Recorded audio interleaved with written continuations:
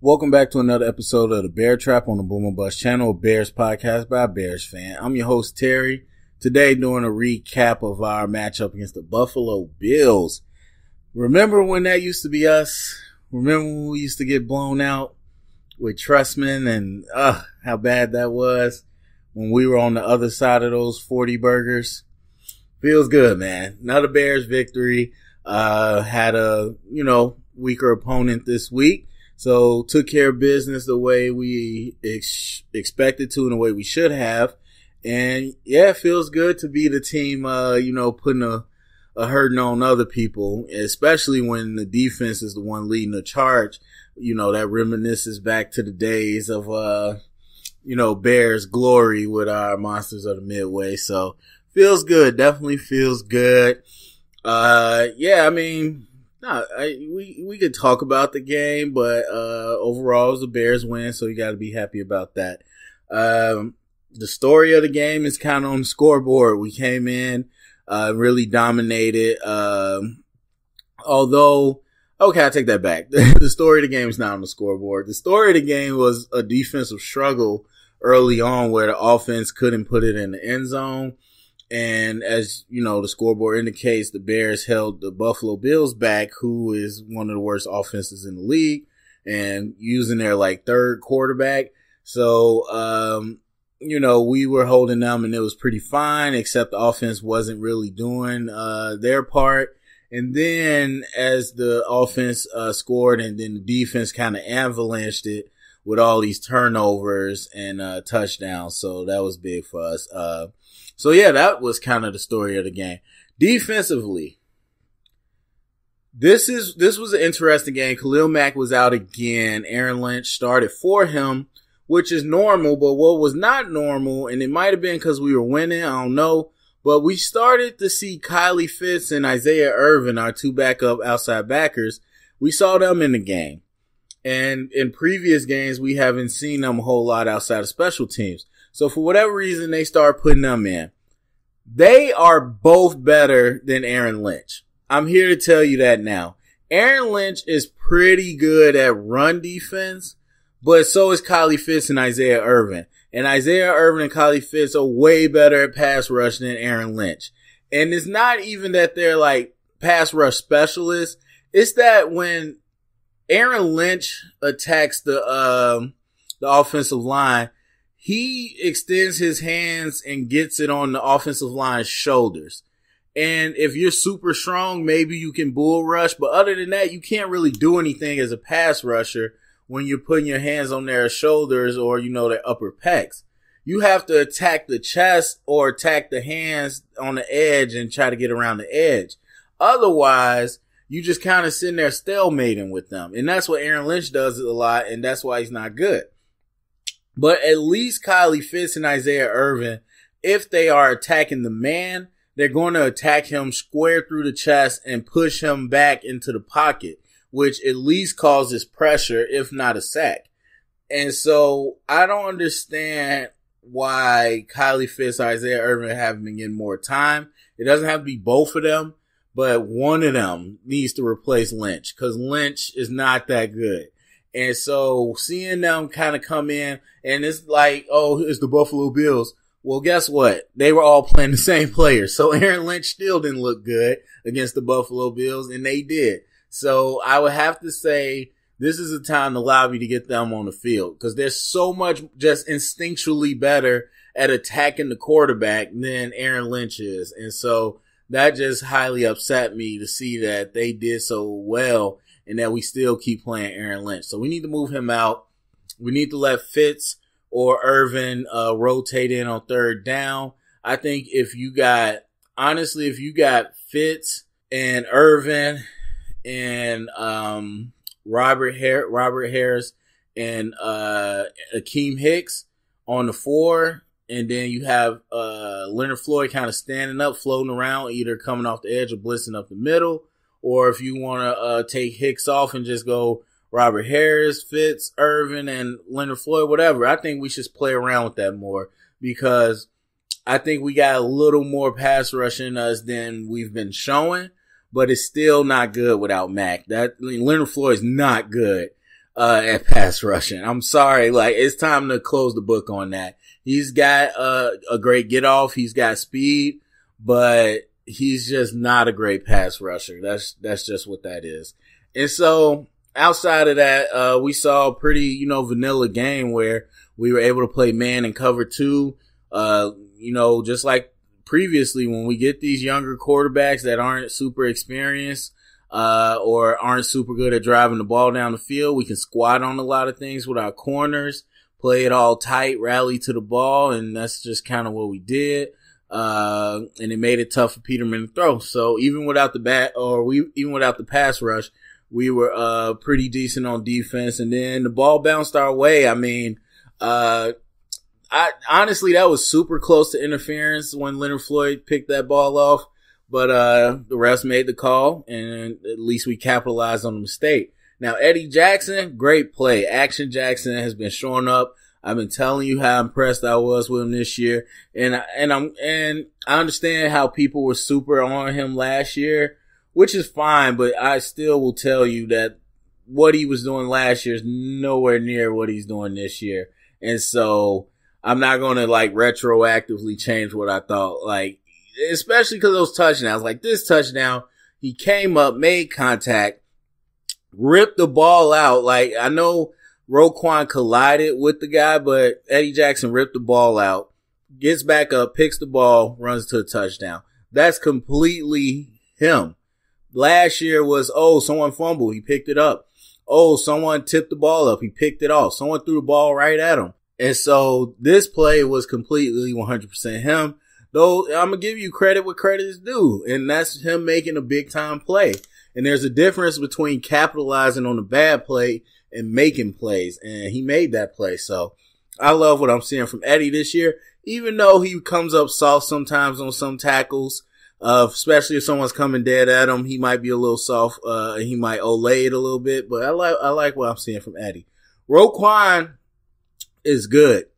He's good. He's not great, but he's every bit of what I expected coverage-wise. Especially, he's getting better. The more he sees these schemes, he's getting better. But you see him on third and longs when him and Trevathan are able to drift out into deep zone, and then they see somebody in the area and convert it to man. There's not a lot of linebacker duos that can do that, and they both do it pretty decently. Roquan does it a lot better than Trevathan, but there's not a lot of linebacker duos that can give you that coverage ability. So Roquan definitely changes the dynamic there. And he's a chaser. The thing, though, that we have a problem with on offense and defense is the same exact thing. And that's that our front is good against zone stuff or any type of movement blocking or, type of counters, but we're not good against power. We're not good against straight gap man-to-man, big on big blocking. And as good as Eddie Goldman is, again, it's an eye front. So once you hit him and you get to the linebackers, our linebackers are chasers. They can get over the field. They can cover a lot of field, but they're not downhill thumpers. And so I've seen and watching when we get these gut plays, these gap plays where it's just right up the middle or, it's big on big, they get on our linebackers and it's kind of good night. And so that's one thing you got to look out for because, it's a blowout this week, so it didn't matter. But in games that are close, that's going to come into play. And the same thing with the offensive line. We're so much better when we do movement and zone, but when we do power, we're not as good. And I'll get to that later. So, so the defense, there's still the issues that you see, but for the most part, we did a great job today. Got to give them an A. Offensively, didn't get into a great rhythm. The points got on the board, but, we were put in good positions. A lot of points scored by the defense. And so the offense definitely got in the end zone with some things, but it wasn't a great rhythm, I would say. And so we saw Trubisky just continue to be inconsistent, to miss some passes. He threw a really bad interception, might have been a miscommunication, who knows. And we saw Nagy trying to be cute again in the red zone. He loves trying to get cute. But the one thing that I really took away is that earlier in the year, I said this, I noticed, I'm like, man, there's a lot of third and fourth and shorts that we got into and we just did not execute well. And I was kind of joking saying, I hope this doesn't become a trend all year. Lo and behold, it is. Our third and short, even though our third down conversion is pretty good, our third and really short, like 3rd and 1, 4th and 1, has not been that great. And we saw it again today where we tried to get cute with Jordan Howard at fullback and Cohen. Tried to do a misdirect with Cohen swinging out, but then handing it to Jordan up the middle, and he got destroyed. And so it's just, I'm starting to wonder, what is that about that we don't execute well on third and really short? And that's a crucial thing. That should be an easy thing. Like, you watch a team like the Patriots, old man Tom Brady, 3rd and 1, bread and butter. He's getting the ball, he's gonna sneak it, and he's gonna pick that first down up. That's nothing. And for us, we let it trip us up. I mean, it's one thing to end a drive. It's another to end it on a 3rd and 1 and not able to convert. So we got to punt it away. That's a bitter pill to swallow. So that's something definitely going to watch. Kyle Long's hurt. So we had James Daniels starting at left guard and Cush at right. The interesting part, Cush still rotated.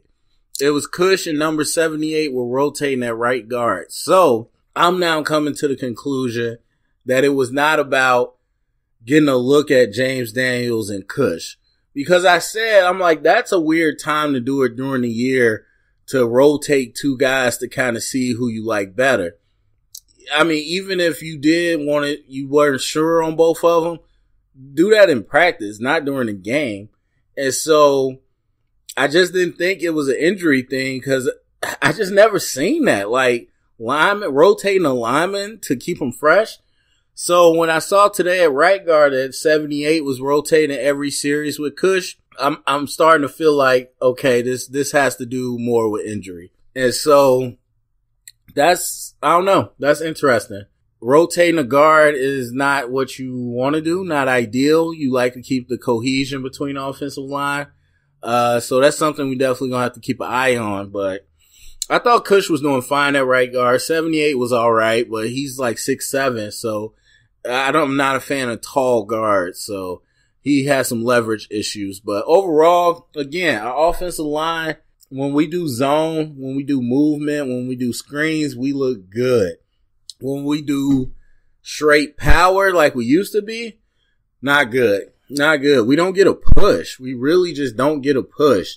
And so even with that 3rd and short, when we tried to let Jordan Howard go up the middle, I'm like, at that point, it might as well have been a shotgun zone read play, because it's just as effective, if not more, than us trying to do power ball against a team. And our front is just not built that way. And I think that's evident now halfway through the season. And then this is one of the first games that I think Charles Leno, like, flat out struggled.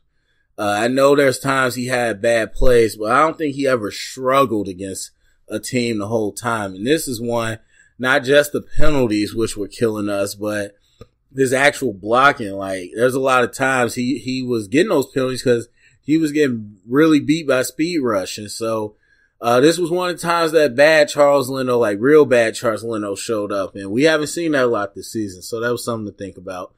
Overall, man, A-Bomb, Anthony Miller, so good, and he's just scratching the surface.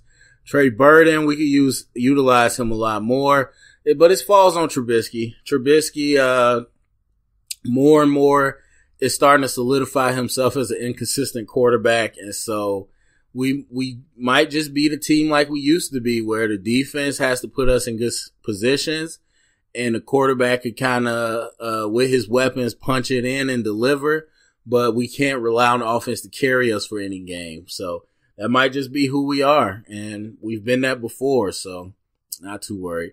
Offensive wise, I would give them, I give them a B, give them a straight B. So looking ahead, I mean, I looked at my predictions for the year on the off season, and I'm one game off. The only game I missed was the Dolphins game, of course, the overtime loss. So, my predictions for our upcoming battle inside the division, which I think these next 3 weeks are going to be huge. We got the Lions twice, and we got the Vikings in between that. So I had us splitting the Lions game, one win at home and then a loss on the road. And then I had us losing against the Vikings. Again, those were during the off season. I would say, looking at it now, that's still a fair assumption. The Lions really didn't look good today, but I just think at home, they'll probably fare well. But coming to Chicago, I think we should be able to handle the Lions pretty decently. And then the Vikings, I mean, I just think that defense is going to overwhelm Trubisky.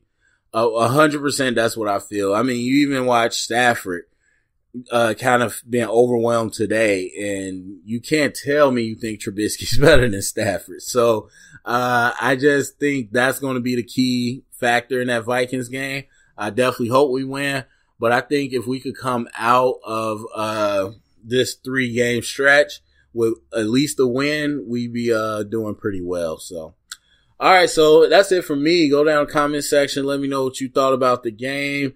What do you think about Trubisky? What do you think about these next 3 weeks? How we going to handle the Lions twice? So go to the comment section, spread it around, get the convo started, thumbs up, subscribe, and remember, stay up and bear down.